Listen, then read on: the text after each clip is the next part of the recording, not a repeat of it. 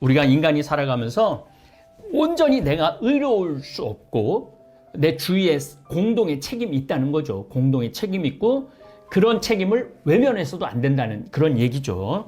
그러니까 여러분들 세상 살아가면서 억울하고 분한 일이 있고 막 그래도 하느님이 그걸 다 나중에 정리해 주실 거예요. 아까 칼릴 지브란도 그랬잖아요. 내가 잘못한 게 있어도 나에게도 어느 정도 책임이 있다고 정의로운 하느님께서 그걸 다 정리를 해 주실 거예요. C가 앞부분은 악인이 이기는 것 같지만 결국은 하느님의 정의가 심판을 내린다는 얘기죠. 주님 당신께서는 가난한 이들의 소원을 들어주시고 그들의 마음을 굳세게 하시며 당신의 귀를 기울여 주시니 고아와 억눌린 이의 권리를 되찾아 주시고 다시는 세상의 인간이 을러대지 못하게 하시려는 것입니다. 하느님의 정의를 세워달라는 이런 시를 부른 겁니다. 저도 시를 굉장히 좋아합니다. 제가 글을 쓰면서 제일 부러운 사람들이 시인들이에요. 시인들. 그거를 함축적으로 그 현상이라든지 자연의 아름다움이라든지 인간의 마음을 그렇게 표현하는 시인들이 굉장히 존경스럽더라고요. 가끔 저한테 시집 내신 분들이 시를 많이 보내주는데 그걸 볼 때마다 난 언제 시 써보지? 이런 생각을 할 때가 참 많습니다. 여러분들도 여기 시편 보시면서 여러분들도 시를 한번 써보시는 것도 좋을 것 같아요. 신약성서와 시편은 뗄 수가 없어요. 시편 2장 1절 어찌하여 민족들이 술렁거리며 결애들이 헛일을 꾸미는가. 2절에는 주님을 거슬러 그분의 기름 부음 받은 이를 거슬러 세상의 임금들이 들고 일어나며 군주들이 함께 음모를 꾸미는구나. 시편 1장하고 2장은 이 서론편이라고 말씀드렸어요. 1장은 개인적인 신앙, 2장은 임금들의 신앙에 대한 이야기를 자세에 대한 이야기를 하고 있는 거죠. 그래서 지금 2장을 잠깐 제가 읽어드렸는데 이 얘기는 사도행전 4장에 다시 한번 반복됩니다. 주께서는 우리의 조상이며 주님의 종인 다윗의 입을 빌려 성령의 힘으로 이렇게 말씀하셨다. 어찌하여 이방인들이 떠들어대고 뭇 백성이 헛된 일을 꾸미는가. 주님을 거슬러 그의 그리스도를 거슬러 세상의 왕들이 들고 일어나고 군주들이 함께 작당하였다. 이런 표현을 쓰죠. 그래서 시편 2장을 사도행전에서 다시 한번 반복합니다. 또 시편 2장 7절을 보면 주님의 결정을 나는 선포하리라. 나에게 말씀하셨다. 너는 내 아들, 내가 오늘 너를 낳았노라. 이건 사도행전 13장에 반복됩니다. 하느님께서는 예수를 다시 살리셔서 자녀된 우리에게 그 약속을 이루어 주셨기 때문입니다. 시편 제2편에도 너는 내 아들, 내가 오늘 너를 낳았다라고 기록되어 있지 않습니까? 이렇게 루카는 예수님의 부활에 대한 이야기를, 하느님의 아들에 대한 이야기를 시편 2장 7절을 다시 한번 재인용하죠. 시편 4장 5절 너희는 무서워 떨어라. 죄짓지 마라. 잠자리에서도 마음속으로 생각하며 잠잠하여라. 셀라. 이건 잠깐 쉼표라고 정확한 건 아니지만은 간주, 쉼표 어쨌든 한번 정리하고 넘어가는 부분을 셀라라고 그럽니다. 에베소서 4장에 보면은 화나는 일이 있더라도 죄를 짓지 마십시오. 우리 이 성물도에 나오는 기도 내용입니다. 해질 때까지 화를 풀지 않으면 안 됩니다. 그래서 여러분들 화가 나는 일이 있더라도 해질 때까지 화를 풀지 않으면 안 된다고 얘기를 하죠. 악마에게 발붙일 기회를 주지 마십시오. 화가 난 상태에서는 악마가 발붙일 수 있다는 거죠. 도둑질 하던 사람은 이제부터 그런 짓을 그만두고 제 손으로 일하여 떳떳하게 살며 가난한 사람들을 도와줄 수 있도록 노력하십시오. 남을 해치는 말은 입 밖에도 내지 마십시오. 오히려 기회 있는 대로 남에게 이로운 말을 하여 도움을 주고 듣는 사람에게 기쁨을 주도록 하십시오. 제가 남을 해치는 말을 잘 안 하는 편이죠. 굉장히 긍정적인 사고방식을 습관이 돼 있어갖고. 그런데 사실은 남을 해치는 말을 자꾸 안 하면은 결국은 누가 좋으냐면 내가 좋아요. 그래서 남에게 이로운 말을 하고, 우리 직원 아이들 보면 남자아이들은 잘생겼다 그러고 여자아이들은 이쁘다 그러고 잘한다 그러고 그렇게만 해도 칭찬은 고래도 춤추게 한다는데 그렇게 CEO가 칭찬해주고 바라봐주기만 해도 이게 다 이렇게 성서에 다 다 나오는 말씀을 그대로 실천하면 돼요. 시편 5장 10절에 보면은 그들 입에는 진실이 없고 그들 속에는 흉계만이 들어있으며 그들 목구멍은 목구멍이 열린 무덤이라는 거죠. 무덤이고 그들 혀는 아첨하기 때문입니다. 이게 로마서 3장에 또 나와요. 13절에 그들의 목구멍은 벌려있는 무덤이요 그들의 혀로는 속임수를 일삼으며 그들의 입술 밑에는 살무사의 독이 있고. 그러니까 이게 시편하고 예수님도 시편을 상당히 많이 인용하시고 복음사가들도 많이 인용을 하고 바오로 사도도 많이 인용을 하는 거죠. 그래서 우리가 시편을 그냥 허투루 읽을 게 아니라는 거죠. 8장 3절, 지난 시간에 8장이 얼마나 인기 있는 시편인지 여러분들한테 말씀드렸죠. 인기 있는 시편은 이렇습니다. 8편, 22편, 23편, 32편, 46편, 51편, 91편, 103편, 121편, 139편. 이게 굉장히 인기 있는 시편입니다. 시편 8장 3절, 당신의 적들을 물리치시고 대항하는 자와 항거하는 자를 멸하시려 아기와 젖먹이들의 입에서 나오는 것으로 당신께서는 요새를 지으셨습니다. 마태복음 21장에 보면은 대사제들과 율법학자들은 예수께서 행하신 여러 가지 놀라운 일이며 성전들에서 호산나 다윗의 자손하고 외치는 아이들을 보고 화가 치밀어서 예수께 이 아이들이 하는 말이 들립니까? 하고 물었다. 예수께서는 그들에게 들린다. 주께서 어린이들과 젖먹이들의 입으로 주를 찬양하게 하시리라 하신 말씀을 읽어본 일이 없느냐 하고 대답하셨다. 이것도 시편 8편 인기 최고의 이 시편이기 때문에 얘기를 하는 거죠. 자, 유명한 얘기 시편 8장 7절 당신 손의 작품을 다스리게 하시고 만물을 그의 발 아래 두셨습니다. 고린도 전서 15장을 보면은 하느님께서는 모든 것을 당신 발 아래 굴복시키셨습니다 했습니다. 이렇게 모든 것을 굴복시키셨다고 할 때 굴복시키는 그분은 그 속에 포함되어 있지 않다는 것이 분명합니다. 이렇게 신약 성서와 시편이 항상 반복하고 예수님도 다 150편을 거의 다 외웠다고 볼 수 있습니다. 그래서 우리도 인간이 무엇이게 이렇게 돌봐주시나이까 사람이 무엇에 이렇게 귀하게 대해주시나이까 이런 시편 같은 거 외워두면 참 좋죠. 자, 이준 신부님 목소리로 9편, 10편을 이어서 듣도록 하겠습니다. 9편, 10편은 한 시편이에요. 중간중간에 너무 길은 것들은 이 저자들이 좀 잘라놨는데 예로니무스가 잘라놨는데 그래서 여기 보면 알렙, 베트, 기멜, 해, 와우, 자인, 헤트, 테트, 요드, 카프 이런 내용이 계속 나와요. 페, 아인, 코프, 레시, 쉰, 타우. 이건 뭐냐면은 히브리어 알파벳입니다. 히브리어 알파벳이기 때문에 9편, 10편이 이어져 있는 시기 때문에 요거를 한 번에 다 듣도록 하겠습니다. 시편 9편 지휘자에게 알뭇 라벤 시편 다윗 주님, 제 마음 다하여 찬송하며 당신의 기적들을 낱낱이 이야기하렵니다. 지극히 높으신 분이시여 저는 당신 안에서 기뻐하고 즐거워하며 당신 이름에 찬미 노래 바칩니다. 제 원수들이 뒤로 물러가고 당신 앞에서 비틀거리며 쓰러져 갔으니 당신께서 제 권리와 이익을 되찾아 주시고 정의의 판관으로 어좌에 앉으셨기 때문입니다. 당신께서는 민족들을 꾸짖으시고 악인을 멸하셨으며 그들의 이름을 영영 지워버리셨습니다.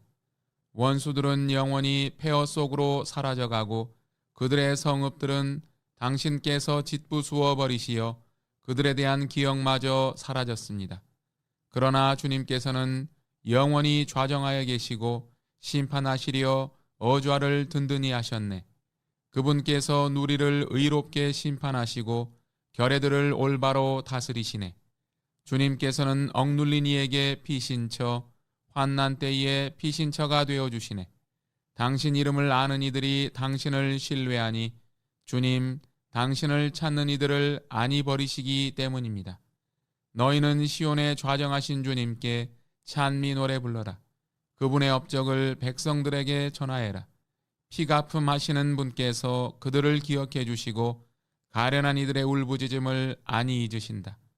주님, 저에게 자비를 베푸소서. 저를 미워하는 자들에게 당하는 고통을 굽어보시어 저를 죽음의 성문에서 끌어올려 주소서. 그러면 저는 당신의 찬양받을 행적을 낱낱이 이야기하고 딸 시온의 성문에서 당신의 구원으로 환호하오리다.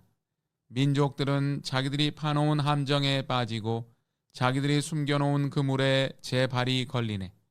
주님께서 당신을 드러내시어 심판하시니 악인은 자기 손이 한 일에 걸려드네. 히가yon 셀라. 악인들은 저승으로 물러가라. 하느님을 잊은 민족들은 모두 물러가라. 그러나 가난한 이는 영원히 잊히지 않고 가련한 이들의 희망은 영원토록 헛되지 않으리라. 주님 일어나소서. 인간이 우쭐대지 못하게 하소서. 민족들이 당신 앞에서 심판받게 하소서.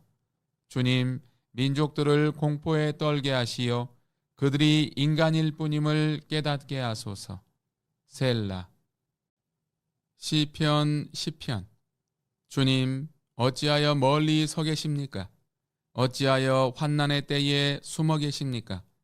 가련한 이는 악인의 교만으로 애가 타고 그들이 꾸며낸 흉계에 빠져듭니다.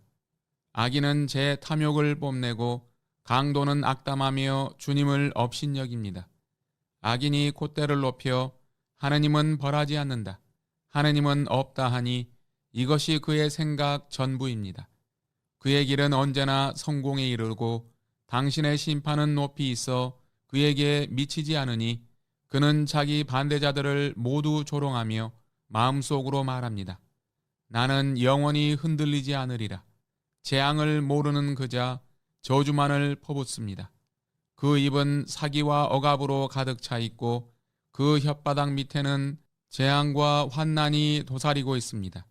마을 으슥한 곳에 숨어 앉아 죄 없는 사람을 몰래 죽이려 그의 눈은 힘없는 이를 살핍니다. 그는 덤불 속의 사자처럼 은밀한 곳에서 노립니다. 가련한 이를 잡아채려 노리다가 그물로 끌어당겨 잡아챕니다.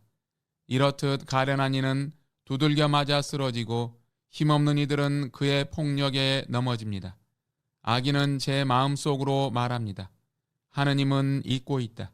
얼굴을 감추어 영영 보지 않는다. 주님 일어나소서. 하느님 손을 쳐드소서. 가련한 이들을 잊지 마소서. 악인이 어찌 하느님을 업신여기며 당신께서는 벌하지 않으신다고 마음속으로 말할 수 있습니까? 당신께서는 정녕 재앙과 재난을 보시고 손수 처리하시려 살피고 계십니다. 힘없느니 당신께 몸을 맡기고 당신께서는 고아에게 친히 보호자가 되십니다. 죄인과 악인의 팔을 부러뜨리소서. 그의 죄악을 징벌하시면 죄악이 자취를 감추리이다. 주님은 영영세세 임금이시니 민족들이 그분 땅에서 없어지리라. 주님, 당신께서는 가난한 이들의 소원을 들으시고 그들의 마음을 굳세게 하시며 당신의 귀를 기울여 주시니 고아와 억눌린 이의 권리를 되찾아 주시고 다시는 세상의 인간이 을러대지 못하게 하시려는 것입니다.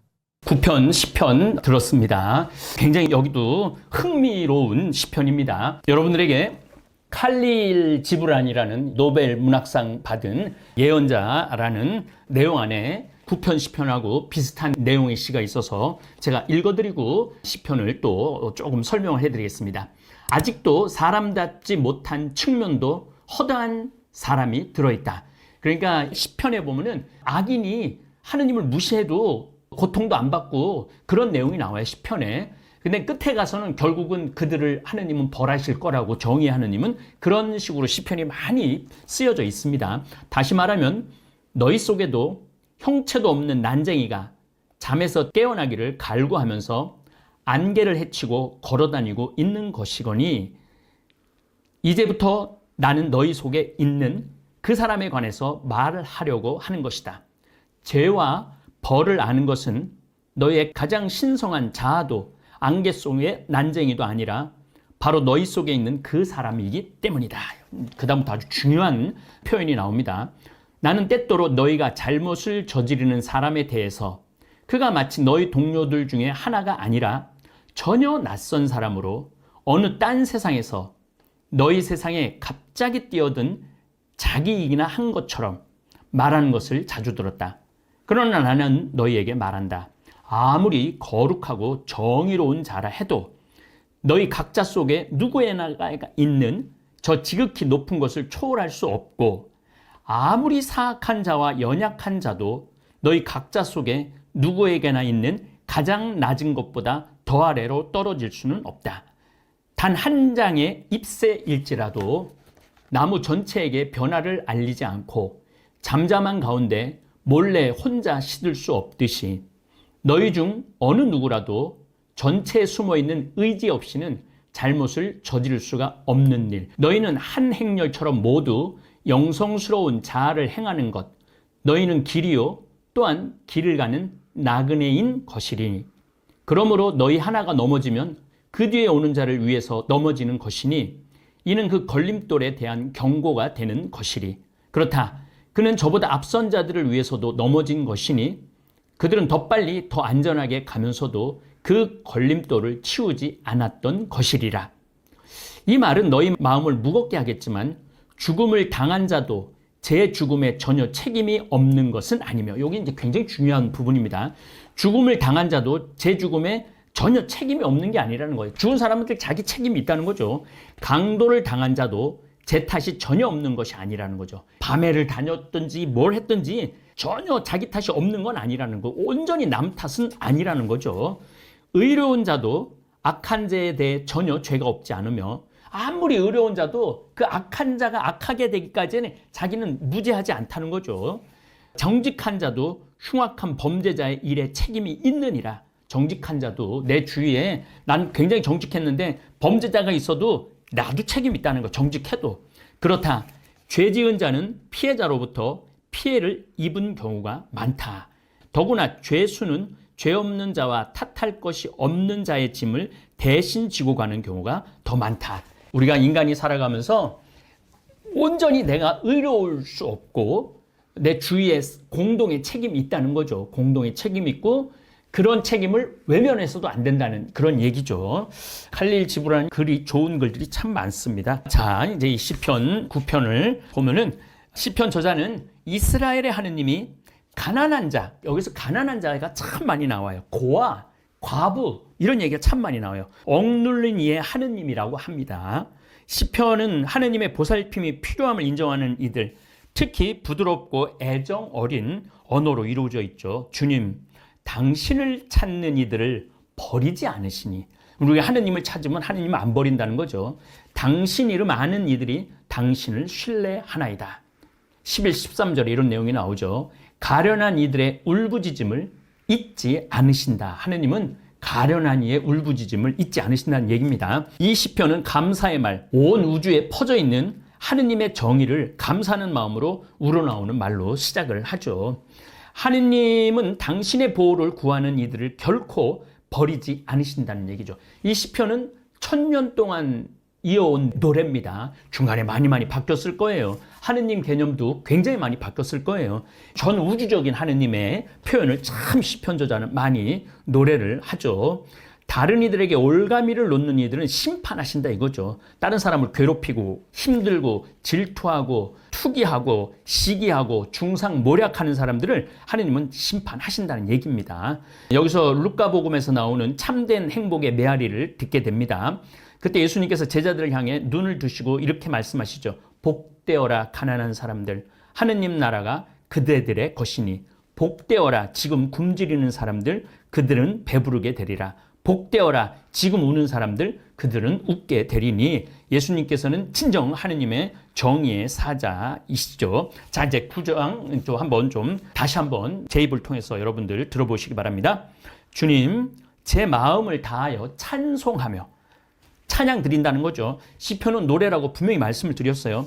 당신의 기적들을 낱낱이 전하오리다. 이게 제 마음이에요.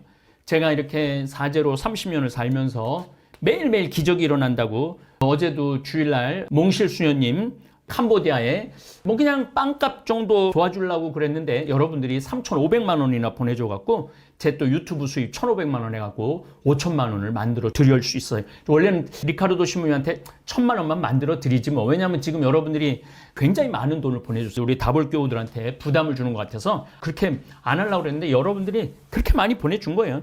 이런 하느님의 기적들, 또 예수님의 그 계약의 신비, 이런 것들을 전하고 싶어요. 지극히 높으신 분, 저는 당신 안에서 기뻐하고 즐거워하며 당신 이름 찬미하나이다. 정말 하느님 안에서 기뻐하고 즐겁죠. 제 원수들이 뒤로 물러가고 당신 앞에서 비틀거리며 쓰러져 갔으니 당신이 제 권리와 이익을 찾아주시고 정의의 판관으로 어자에 앉으셨기 때문입니다. 정의의 하느님에 대한 얘기가 나오죠. 그러니까 여러분들 세상 살아가면서 억울하고 분한 일이 있고 막 그래도 하느님이 그걸 다 나중에 정리해 주실 거예요. 아까 칼릴 지브란도 그랬잖아요. 내가 뭐 잘못한 게 있어도 나에게도 어느 정도 책임이 있다고 정의로운 하느님께서 그걸 다 정리를 해 주실 거예요. 당신은 민족들을 꾸짖으시고 악인을 없애셨으며, 민족들을 꾸짖는 거죠. 그 이름을 영영 지워 버리셨나이다. 원수들은 영원히 폐허 속에 묻히고 그 성읍들은 당신이 짓부수시어 그 기억마저 사라졌나이다. 이스라엘 민족들은 떠돌아다니면서 이 민족들 사이에서 고통을 너무너무 많이 겪었던 거죠. 서름을 너무 많이 겪었기 때문에 이런 시가 나올 수밖에 없는 거예요. 주님은 영원히 자정하여 계시고 심판하시려 어자를 튼튼히 하셨네. 그러니까 여기서 이제 선민사상도 나오는 거예요. 이제 야훼 하느님만이 우리를 정의롭게 해주고 심판을 해주신다, 이런 얘기죠. 그분은 누리를 의롭게 심판하시고 결애들을 올바로 다스리시네. 주님은 억눌린 이에게 피신처, 주님은 억눌린 이, 불쌍한 이, 고통스러운 이의 피신처가 된다는 거죠. 환난 때의 피신처가 되어 주시네. 주님, 당신을 찾는 이들을 버리지 않으시니 당신 이름 아는 이들이 당신을 신뢰하나이다. 너희는 시온에 앉아 계신 주님을 찬미하라. 자, 이 시오니즘이 나오죠. 시온산, 다윗의 약속의 산, 그 시온산에서 참 구세주가 난다는 것, 참 왕이 난다는 것, 그분의 업적 백성들에게 전하여라. 피 갚음을 하시는 분이 그들을 기억해 주시고 가련한 이들의 울부짖음을 잊지 않으신다. 주님, 자비를 베푸소서. 미워하는 자들에게 고통받는 저를 굽어보시어 죽음의 문에서 끌어올리소서.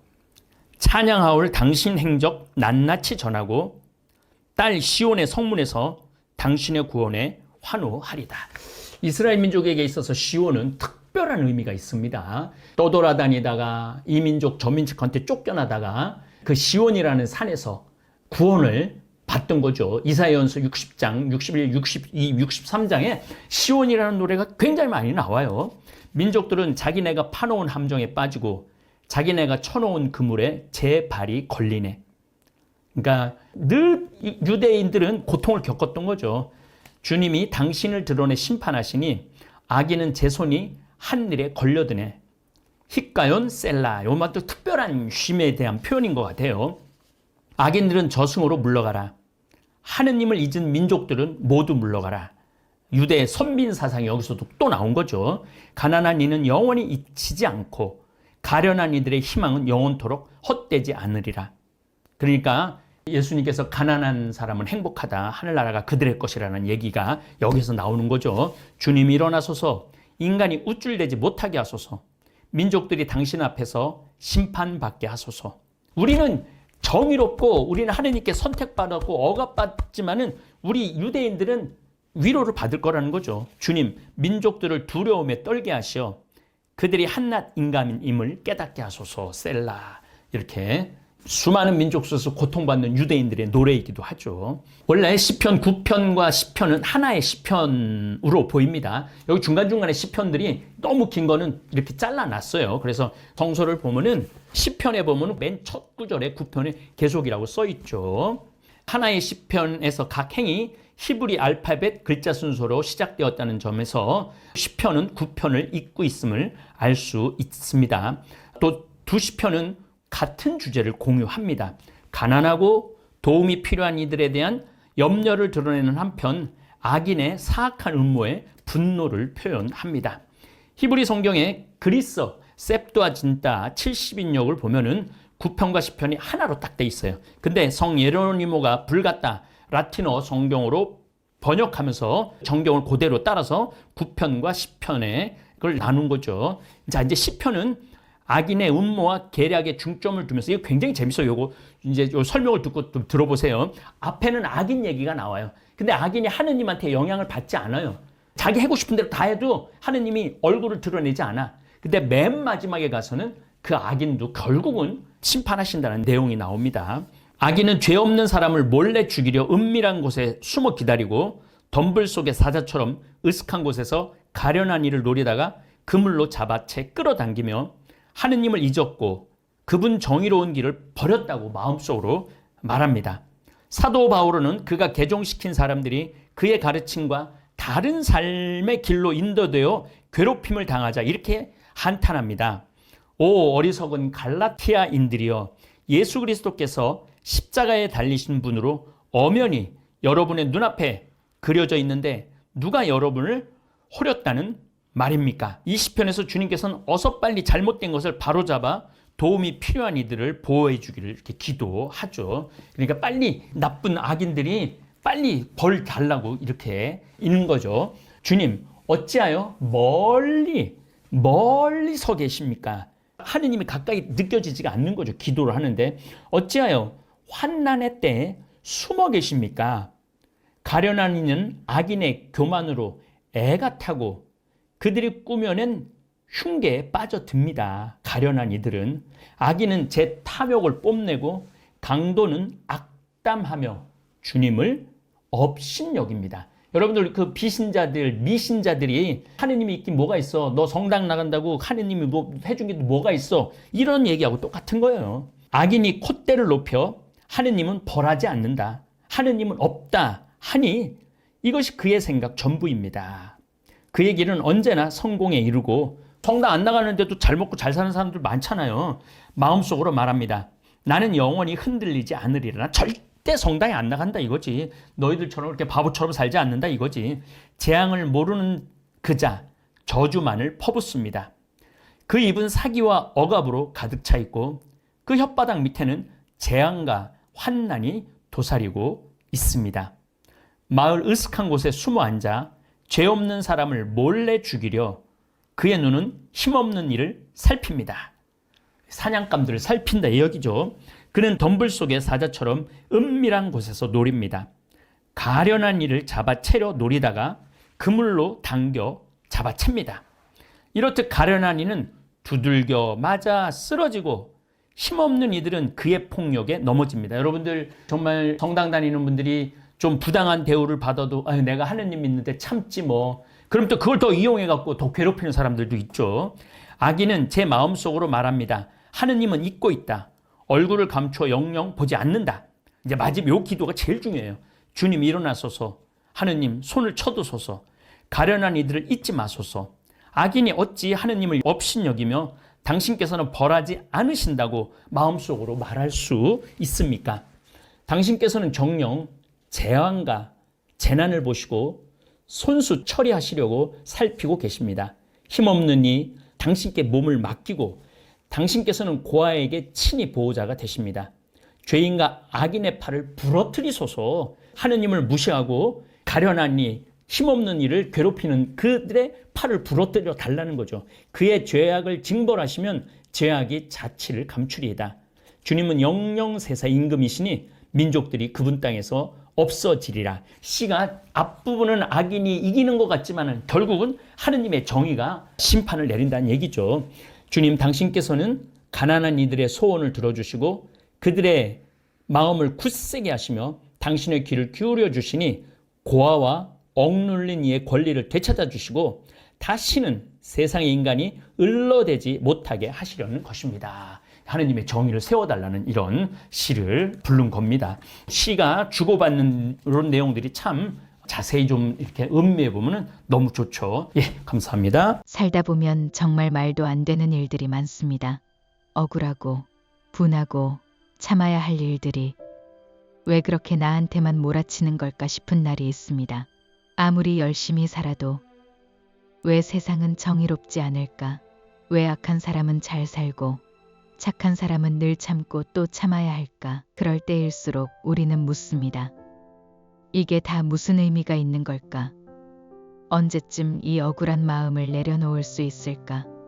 오늘의 말씀 시편 9편과 10편은 그런 우리를 위한 기도입니다. 악인은 자기 꾀에 빠지고 하느님은 가련한 이들의 부르짖음을 잊지 않으신다. 지금은 악한 자가 이기는 것처럼 보여도 결국은 바로잡히게 돼 있습니다. 정의는 지연될 수 있어도 결코 사라지지 않습니다. 그리고 그 모든 일에는 나의 책임도 있다는 걸 잊지 않아야 합니다.